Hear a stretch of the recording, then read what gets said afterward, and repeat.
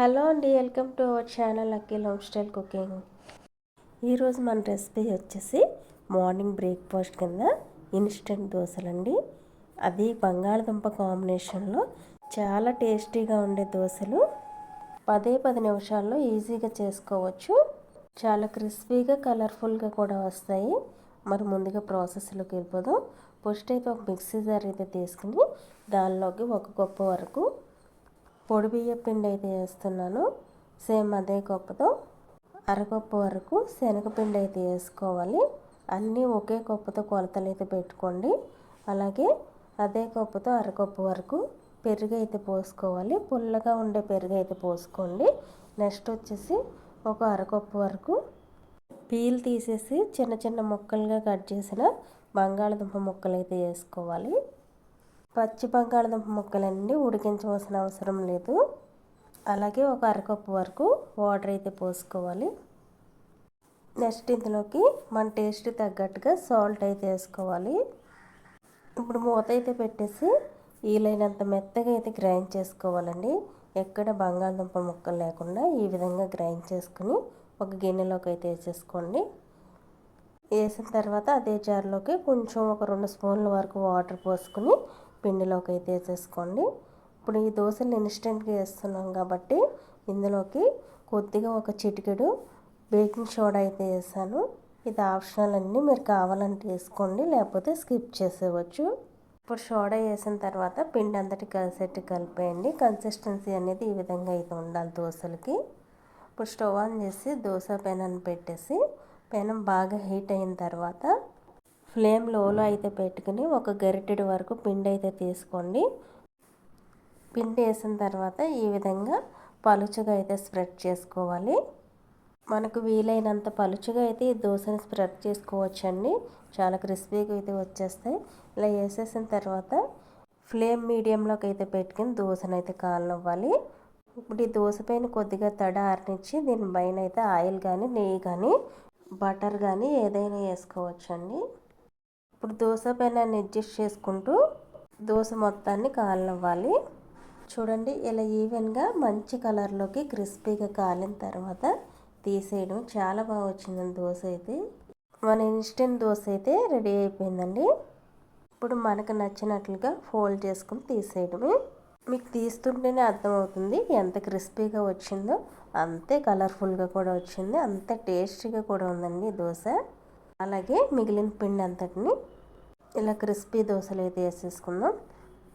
పెనం మట్టుకు బాగా హీట్ అయిన తర్వాతే ఫ్లేమ్ లోలో పెట్టుకుని దోశను అయితే వేసుకోవాలి. దోశ వేసిన తర్వాత ఫ్లేమ్ మీడియంలోకి అయితే అడ్జస్ట్ చేసుకుని దోశ అంతటికి మంట తగిలేలాగా పెనాన్ని అడ్జస్ట్ చేసుకుంటూ దోశను అయితే కాలనివ్వాలి. 10 నిమిషాల్లో ఈ దోశలు మనం చేసేసుకోవచ్చు. పప్పులు నానబెట్టి రుబ్బి కడిగే పని లేకుండా ఈజీగా అప్పటికప్పుడు ఇలా ఇన్స్టెంట్ దోశలను అయితే చేసేసుకోవచ్చు. మీకు చూస్తుంటేనే తెలుస్తుంది ఎంత ఈజీగా చేసుకోవచ్చు అన్నది. మరి ఇంకా ఆలస్యం చేయకుండా ఈ ఇన్స్టెంట్ దోశలను అయితే ఒకసారి ట్రై చేసి అయితే చూడండి, మీకే తెలుస్తుంది ఎంత బాగా వస్తాయో, ఎంత టేస్టీగా ఉంటాయో. ఈ దోశల్లోకి ఏ చట్నీ అయినా బాగుంటుందంటే, నేనైతే చట్నీ రెసిపీని అయితే ఈ వీడియో తీయలేదు. పిల్లలు స్కూల్కి వెళ్ళే టైం లేట్ అయిపోతుందని చట్నీ వీడియో అయితే తీయలేదు. నేనైతే ఈ దోశల్లోకి కొత్తిమీర పల్లి చట్నీ అయితే చేశాను. చాలా టేస్టీగా ఉందండి. దోశల్లోకి ఏ చట్నీ అయినా బాగుంటుంది. మరి మీకు ఈ వీడియో నచ్చినట్లయితే ఈ వీడియోకి ఒక లైక్ చేయండి. మరెన్నో రెసిపీస్ని చూడడం కోసం మన ఛానల్ అయితే సబ్స్క్రైబ్ చేసుకోండి.